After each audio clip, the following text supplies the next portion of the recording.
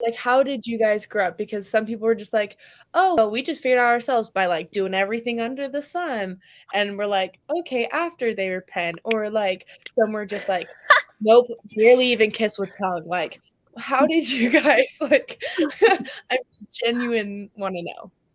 It's a great Okay. question.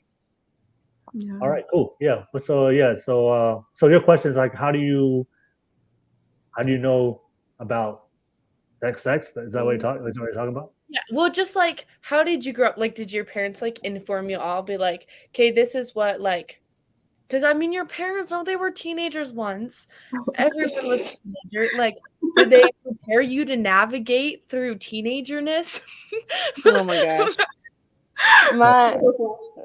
My dad, we went on a road trip to Utah once to BYU, and he would point out the window as we were driving. Oh, that was one of my makeout spots. Or there was another one. That was a really good one.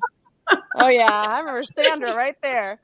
He was like the BYU bachelor, and he was crazy. But like he didn't like to talk about relationships with me. Like he could talk about it with my friends, but like I was very much like sex. Like I would hate that word in front of my parents. I had the talk, the birds and the bees talk when I was 8, and I was traumatized, traumatized, and I was like, I never want to talk about it again. I never want to. I was like, wait. I was like, no, no, no, no. It was bad. And so I think I really learned. I was very like extroverted. Like I liked to dance, I liked to be bold, and so I learned like how to be sensual and sexual through that. And I was very much the flirt, but I like learned things that you can't just learn through TV shows, I guess. Like from my friends. I had like a Jewish friend, and she was like, you know, would curse like a sailor, would say it to your face, and I'd be like, "Can you tell me what this is?" She'd be like, "Are you serious, girl?" I was like, "Please." Literally at Oh college, yeah. I'm like, "What's this?" like 3 days ago, I'd ask her a question. Um, but yeah, no, I am a big believer in like you gotta try it out, but to an extent that you're very comfortable with. And I really had to learn to say no and to draw back and be like, that was too far for me, and I'm not comfortable with that. But I'm a very confident, flirtatious person, so a lot of it was very natural for me. So yeah, and your Jewish friend. That's how I learned. Jessica, you want to share some thoughts? Yeah. So like my parents divorced when I was 5. So and like before that there was like rarely any like affection or anything shown between my parents. So I didn't like grow up with like a very healthy outlook on like how to be affectionate with somebody or like how to connect with somebody intimately outside of sex.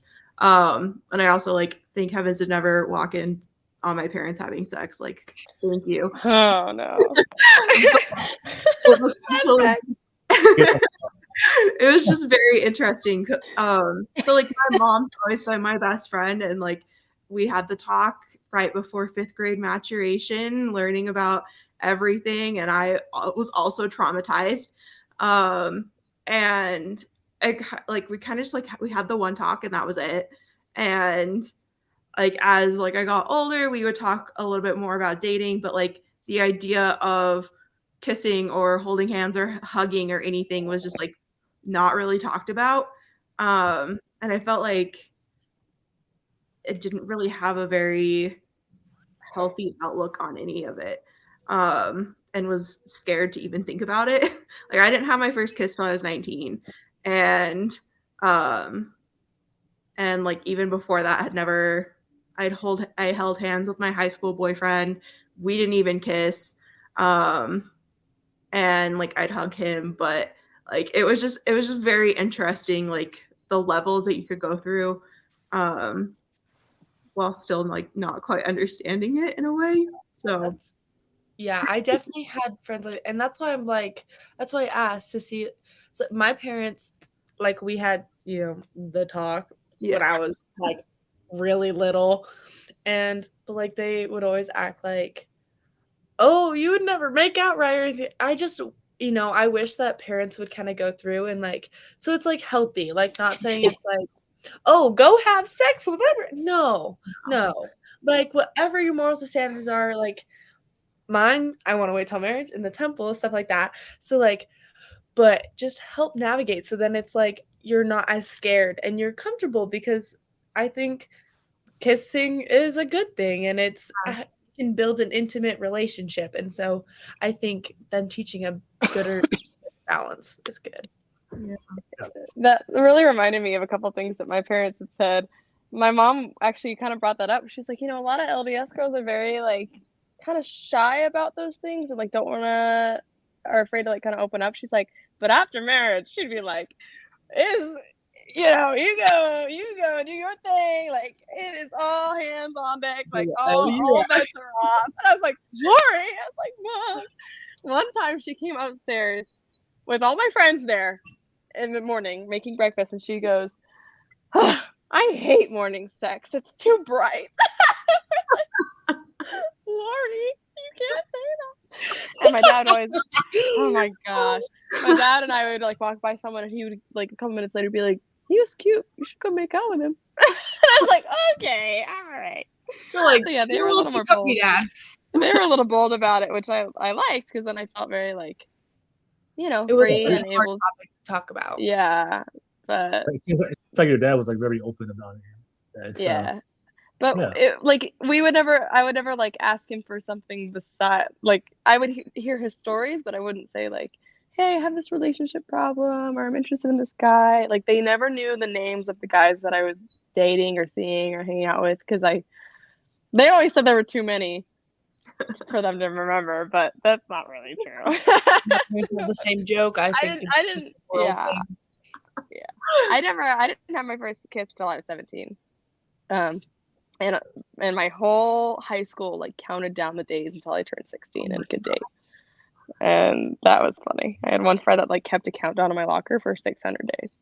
But more so it's just like, oh, innocent Lexi. And then I had my first kiss at prom in front of everyone. And I just made out hard, and they were like, whoa, innocent Lexi. You made out at prom? Yes. For 5 You were that hours. girl. I'm just kidding. It was awesome. It was the best. Yeah, he was a Filipino. And it was freaking awesome. So it felt good to be like, to strip that layer off and not be like innocent Lexi anymore. Mm-hmm. And like, if I went to one graduation party and they were like, oh, Alexis effing Kunzelman is here, because they felt that I was gonna like judge them for drinking or something. I don't know what it was. But because I was the LDS girl. And so they all felt that like I was like judging them, which I never did. But yeah, anyways, that's my whole backstory. That's my whole life. So enjoy that. No worries. What about you, Amelia? What you think? To Kira's question.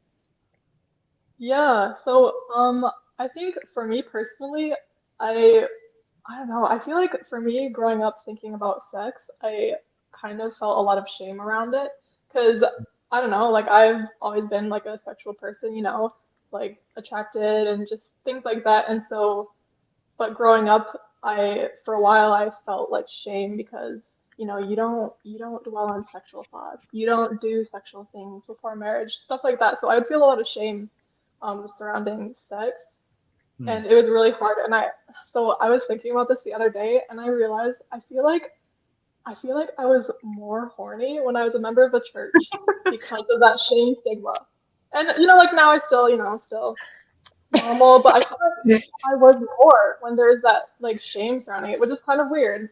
It's kind of like, I don't know, it's like when you're not. You want what you can't have. Yeah, it's like you really need to laugh, but you can't laugh, so then it makes you laugh even harder. Yeah, exactly. And so I really had so much shame, but I feel like over the years I would get better about it. But then when I made the decision to leave the church, and then I was like, I kind of looked at my boyfriend and I was like, well, all right, well, I followed along.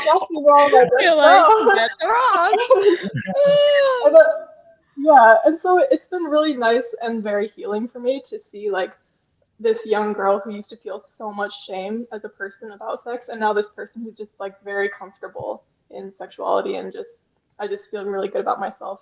So I don't know. Yeah, I feel like I went through kind of a metamorphosis throughout my life with that. Yeah, I think that's good. Yeah, I think that's something that I think there's a lot of things that I think the church needs to talk on, and because especially in Utah, there's way too much judgment